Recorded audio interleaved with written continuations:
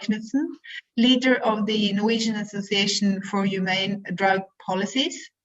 And he will present Norway's move towards decriminalization with strong community involvement, what that will mean for the lives of people who use drugs and all those caught in the criminal justice system. Arild, you have the screen. Thank you so very much. And first of all, I have to thank you so much for co-organizing and participating at this event. As you said earlier, in Norway, we are in the midst of a drug policy reform right now, and therefore also in the midst of a very large debate about criminalizing and policing. And we still don't know what the final result will be, but nevertheless, it is remarkable that our country has taken this step. Norway is a conservative country with a conservative government, and our nearby countries such as Sweden and Denmark are not even close to look into decriminalization, to say the least.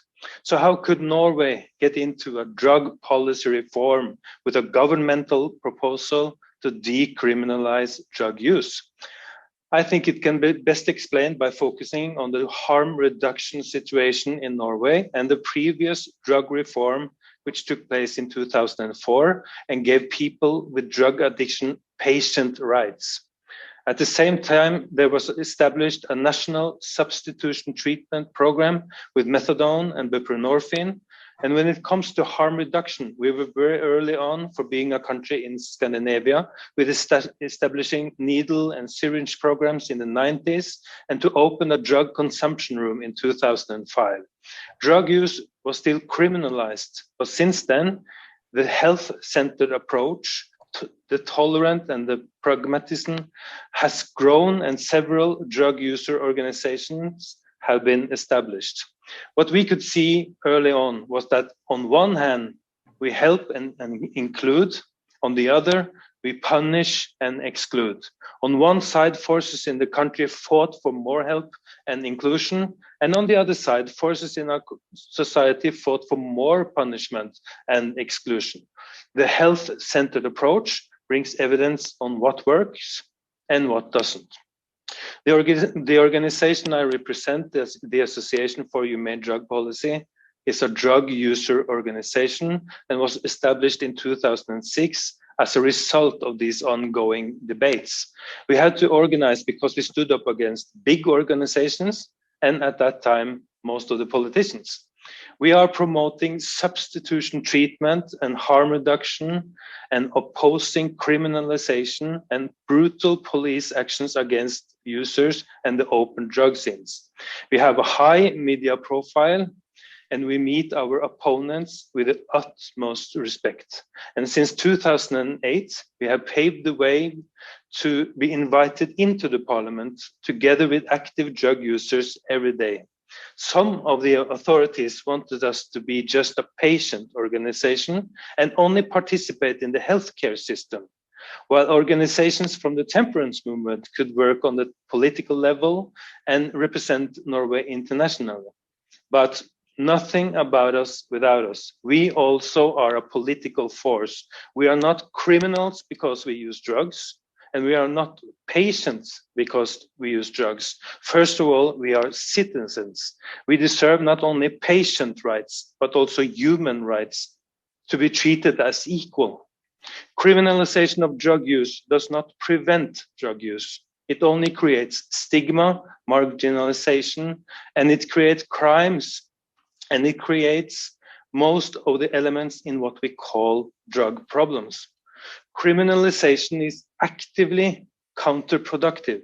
Very few of those who have drug problems seek help because of the stigma. An individual with drug-related problems doesn't find the health-oriented approach very interesting as long as he or she is treated as a criminal being. As long as we are criminalized, the health-centered approach is also very narrowed and moralistic. In 2016, we wrote a petition together with some other drug user organizations in Norway's biggest newspaper. It was signed by 90 public figures, academics, politicians, and lawyers. And there we demanded to be listened to, that human rights must form the basis of all drug policies, and that the use and possession of drugs for one's own use must be decriminalized without being replaced by new and intrusive sanctions. The Minister of Health, Bent Høie, has since stated that this was a turning point for him.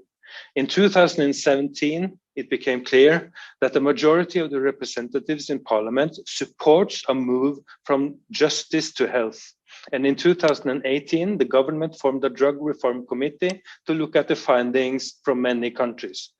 The drug reform committee did extensive research for a year, and in 2019, the committee suggested a model for decriminalization of drug use.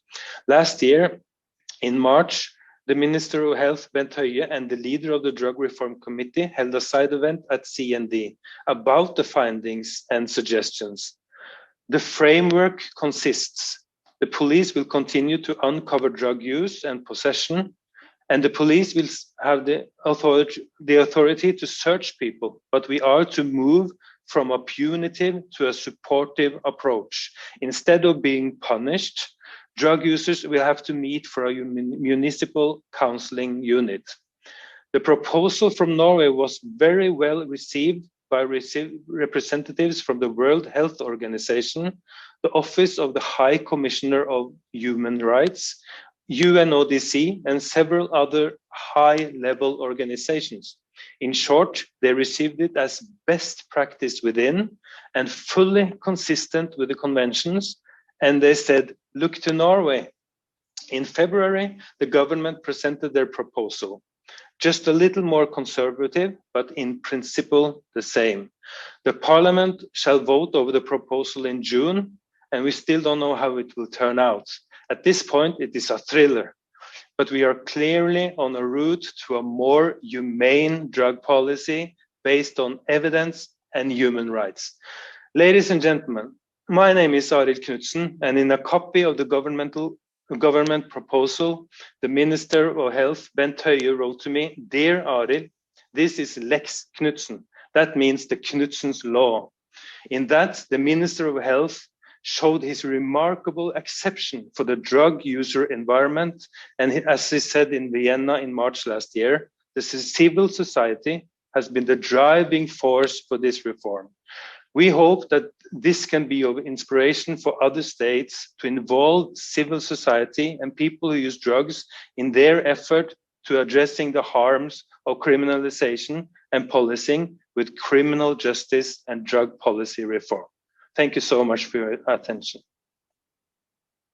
Thank you so much, Arild, for that very, very powerful statement. I am sure, and I see also from the chat, that you participating here is really it's bringing a great contribution to this panel. I am